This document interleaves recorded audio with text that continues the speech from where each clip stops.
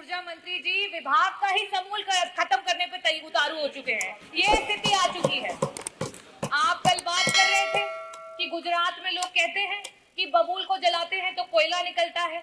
उत्तर प्रदेश में मंत्री जी किसी भी पेड़ को और किसी भी लकड़ी को जलाते हैं तो उससे कोयला निकलता है और उत्तर प्रदेश में 80% उत्पादन आपके विभाग का इसी कोयले से होता है। आदरणीय अध्यक्ष जी, मैं आपका आभार व्यक्त करना चाहूंगी। आपने ऊर्जा से रिलेटेड बहुत ही महत्वपूर्ण प्रश्न को पूछने का अवसर दिया।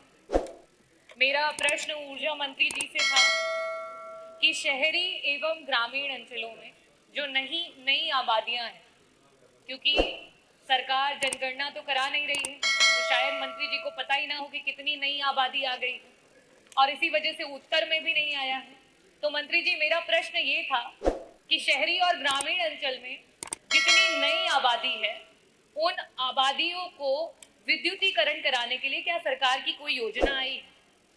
अध्यक्ष जी, बड़ा निराशापूर्ण है क्योंकि कल मंत्री जी स्वयं ही कह रहे थे कि मैं गुजरात में था और वहां पे वो कई वर्षों तक एज एन IAS ऑफिसर उन्होंने सर्व किया है और उनका जो उत्तर है वो पूरा का पूरा अलग डायरेक्शन में गया है।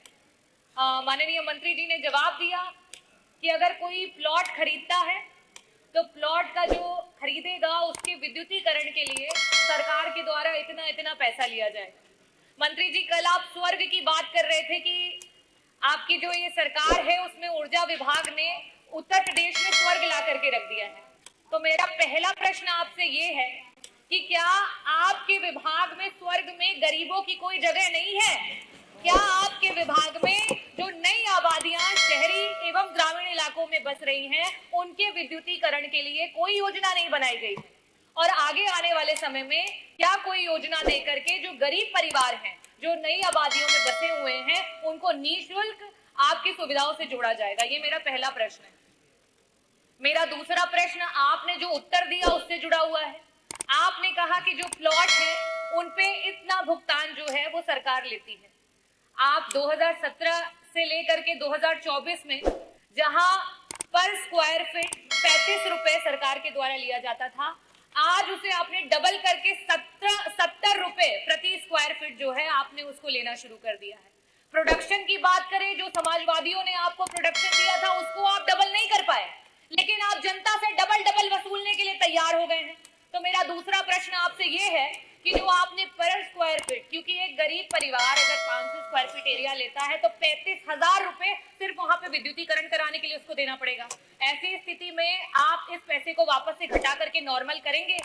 मेरा तीसरा प्रश्न, क्योंकि मंत्री जी बहुत ज्यादा इंटरेस्टेड रहते हैं और मुझे लगता है जनता भी ये जान गई है कि आम और बबूल जो है वो ऊर्जा मंत्री जी का फेवरेट है।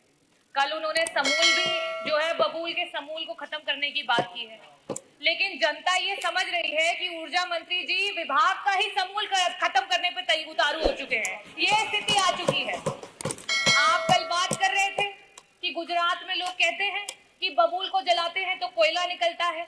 उत्तर प्रदेश में मंत्री जी किसी भी पेड़ को और किसी भी लकड़ी को जलाते हैं तो उससे कोयला निकलता है और उत्तर प्रदेश में 80% उत्पादन आपके विभाग का इसी कोयले से होता है। मेरा आखिरी प्रश्न आपसे सिर्फ इतना है कि जो बजट एलोकेशन होता है, आपने जो जवाब दिए, जो बजट एलोकेशन होता है डिफरेंट डिविजन्स को जाता है। किसी डिवीजन में 18 उपकेंद्र हैं, किसी डिवीजन में 10 उपकेंद्र हैं, किसी डिवीजन में 12 उपकेंद्र हैं, लेकिन पैसा आपका समानता जा रहा है। किसी डिवीजन में 2 लाख से ऊपर उपभोक्ता है, किसी डिवीजन में 60,000 उपभोक्ता है, लेकिन पैसा समानता जा रहा है। जब ये पैसा इस तरीके से जाएगा तो किस तरीके से बराबरी से ऊर्जा विभाग काम कर पाएगा? ये सारी बातों के लिए मैं आपसे चाहूंगी कि रिस्पेक्टिव तरीके से आप उत्तर दें।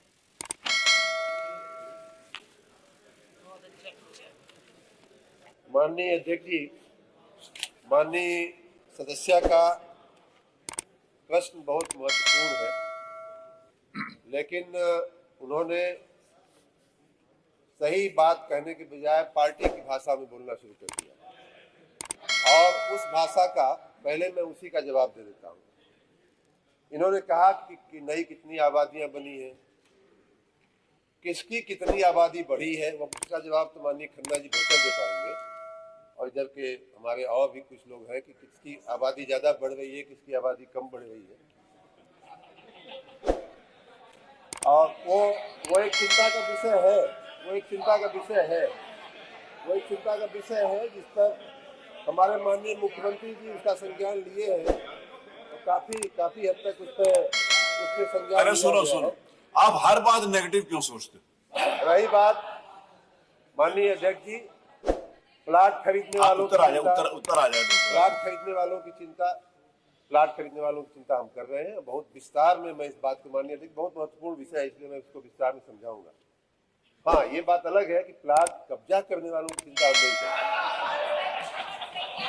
अब जो है इन्होंने कहा संबंधित बताया, प्लॉट खरीदने प्लॉट की चिंता तो मंत्री जी को है। मंत्री जी, मेरा प्रश्न गरीबों से जुड़ा हुआ था। अरे सब लोग जवाब नहीं देते, मंत्री जी सक्षम करने का मंत्री जी ने ठान लिया है, बिल्कुल ठान लिया है।